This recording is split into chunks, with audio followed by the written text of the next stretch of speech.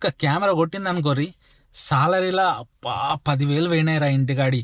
అమ్మా నాన్నకు ఏమన్నా పంపించచ్చు, కొడుకు బిడ్డకి ఏమన్నా పంపించచ్చు. అరే 10,000 ఉంటే నాకు రూమ్ రెంట్ అవుతుంది. ఇప్పుడు టైం అయితే ఈవినింగ్ 6:30 అవుతుంది. ఇప్పుడే నా డ్యూటీ అయిపోయింది. వచ్చి పార్కింగ్లో బండి పెట్టి చూసుకోవచ్చు. పార్కింగ్లో బండి పెట్టేసి ఒక ఛాయ్ తాగుతున్నా. మన వాళ్ళు అనుకుంటారు వీనికేంద్ర బాబు మంచిగా దుబాయ్లో డ్రైవింగ్ చేసుకుంటుండని. అనుకున్నంత ఈజీ కాదు ఇక్కడ దుబాయ్లో డ్రైవింగ్ చేసుడు అంటే. డ్యూటీలనే మనం హైదరాబాద్కు ఒక ట్రిప్ కొట్టచ్చినంత తిరిగిన ఇట్లా మనకు రోజు జరుగుతూ ఉంటుంది. రోజుకు ఒక ట్రిప్ కొట్టచ్చినట్టే. అయితే ఇంటికాడి డ్రైవర్లకు ఇక్కడ డ్రైవర్లకు బాగా డిఫరెంట్ ఉంటుంది. ఎందుకంటే ఇక్కడ కోర్స్ ఇక్కడ రోడ్లు కొంచెం సాఫ్ట్ ఉంటాయి, అది ఒప్పుకుంటా నేను. కానీ ఇంటికాడ డ్రైవింగ్కు ఇక్కడ డ్రైవింగ్కు బాగా తేడా ఉంటుంది. ఇంటికాడ అయితే మనం కొంచెం రిలాక్స్ కావచ్చు, ఇక్కడ అట్లా ఉండదు. మనకంటూ కొంచెం రెస్పాన్సిబిలిటీ అనేది ఎక్కువ ఉంటుంది. ఇంటికాడి కంటే కూడా ఇక్కడ ఎక్కువ రెస్పాన్సిబిలిటీ అనేది ఎక్కువ ఉంటుంది.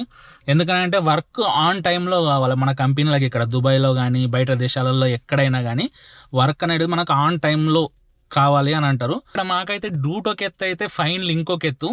ఎందుకనంటే ఇక్కడ ఫైన్లన్నీ 10,000 మీదనే ఉంటాయి. ఇంటికాడ రూపీస్లలో 10,000 మీదనే స్టార్ట్ అవుతాయి ఫస్ట్ స్టార్టింగ్ ఫైన్ వచ్చేసి.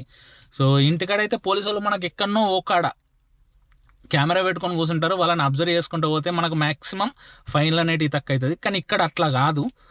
ఎట్లా తెలుసా, ఈచ్ 1 కిలోమీటర్ 2 కిలోమీటర్లకు ఒకటి కంపల్సరీ కెమెరా అనేది ఉంటుంది. మనం చెప్పలేమి కాదు ఈ బాధ. ఒక్క కెమెరా కొట్టింది అనుకోరి సాలరీలా 10,000 పోయినాయిరా ఇంటికాడి.